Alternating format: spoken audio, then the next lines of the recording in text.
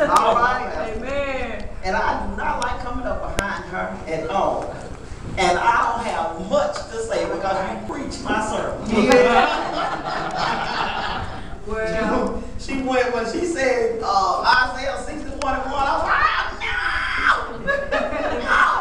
no, Jesus. Then when she went to the New Testament, I said, oh, there it is. Okay, this is him.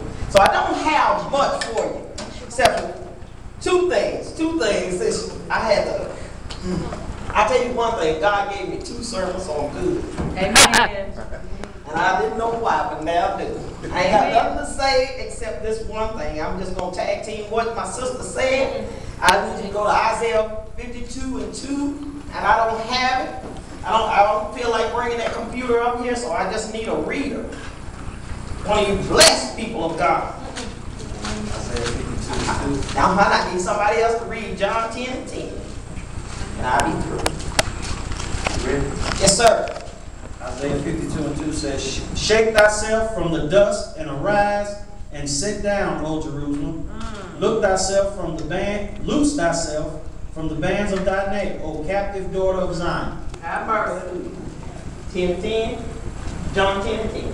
Okay, it's easy. It's easy, Pastor. Don't worry about it, because the only part I want out of it is I come that you might have life and have it more abundant. That's right. Now, what God showed me in this is just this one little thing, and it just really tag teams on what Pastor said, is that, first of all, let me explain something about arise. Arise means, in the Hebrew, their arise meant they were sitting on the floor. They didn't sit in chairs like us, you know. They sat on the floor. All their homes, they didn't have real chairs. They had floors, and they used them. Now, if you were royalty, you had a chair. All right. So this is what he's saying right here. Arise and sit down.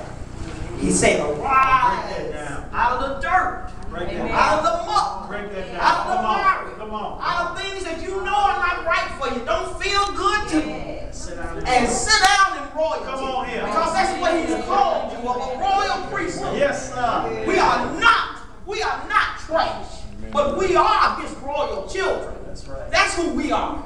And he's saying, rise and sit down. Hallelujah. And know who you are. Do not allow anyone to make you feel like you are less than.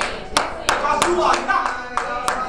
I don't remember which way the symbols were, but the symbols in school were like dot, dot, and dot, dot. But you are more than. You are not less than. So no matter what you may think about anything that people may see in you, I love the baby's songs, both of them. The songs told me up. The one she danced to, and the other one, which I can't remember the words to it right now. But every time I hear it, it makes me cry. But I have to tell you, you are royal priesthood. So no matter what, no matter what you see, no matter what's told to you, no matter how somebody beat you down, no matter what you are even thought of in another person's eye, but in his eye. Thank you, Jesus. Yes, Lord. Yes, Lord. Rise up and sit in your royal seat. And walk in it. Because Jesus already said it. I come that you might have life more abundantly. He's saying that you don't have to do no more work, because the work is already done in him. Amen. There is nothing else for you to do. Nothing but you to believe what he said. That's all you have to do. What does he say? When you pray, believe. Pray, believe it. And believe on me. Believe on these words that I say to you. That's what he says. That's all he says. Because you got life abundantly. Abundantly. Abundantly. No matter what the struggle is struggle. That's just what's going to be. That's what she just told you. You're going to go through. But you have to go through knowing. I'm going to make it through this too. Make it through that. Because every time, if you don't watch yourself, here's my testimony and I'm through. 1st of June, for a whole week I couldn't go to work. Whole week I was depressed. Whole week I was down. I couldn't talk to nobody. Didn't want nobody calling me on the telephone. Didn't know what was wrong with me. Nothing physical going on in my body. But I just know I couldn't talk to nobody. Didn't want to be bothered with anybody. People called me. Cousins called me. Couldn't do it. Can't do it. Just don't want to come out of my house. Don't like the people. Can't do it. I don't know what's going on with me. I couldn't do it. And you know what? The way I do sometimes like that, you know, I could lose my job. But they didn't even bother me. I just told them I can't come today. Can't come today either. Can't come. I ain't got no doctor's statement. I couldn't come. Just couldn't do it. Yeah, just couldn't move. I know, sister. And I stayed at home. Yeah. I struggled and stayed at home. Yeah. And then I started thinking, well, if I, you know, we get this longevity check, so I work for the state. Yeah. So I was thinking, well, maybe it's my need for money. And maybe if I look toward the end of the month, I get that check, I'll be better. And I was like, oh, it's so long to the end of the month. But I wasn't needing no money. I really wasn't. There wasn't nothing going on.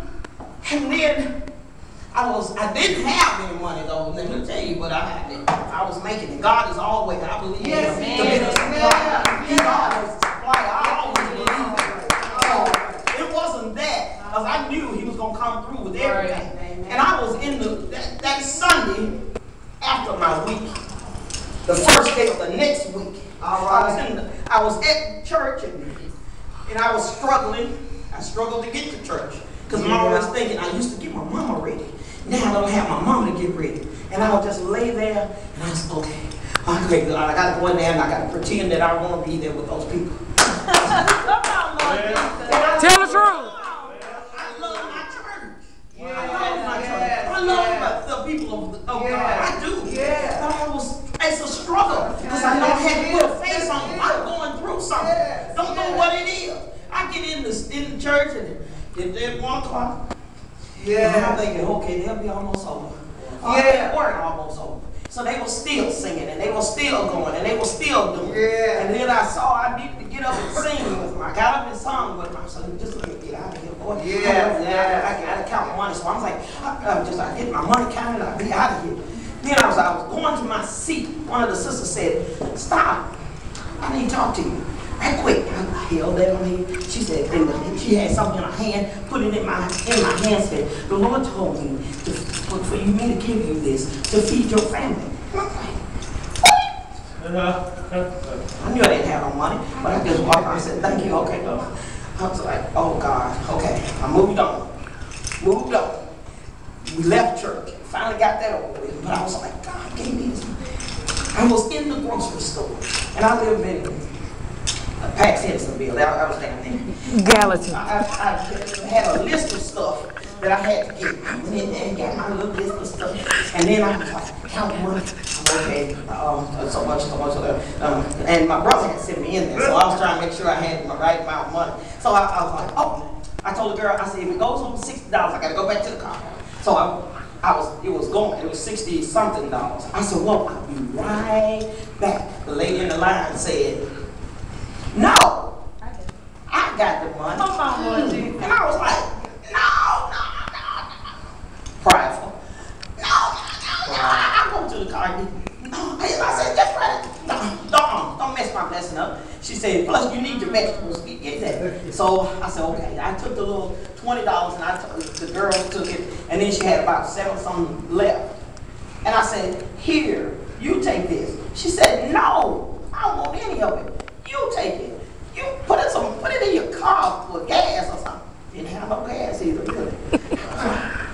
Jeez. I tried to give it back to her and woman wouldn't take it. So the little boy that pushed the groceries, he said, ma'am, can I hook on and bless you too? He said, let me take your groceries out to the car for you.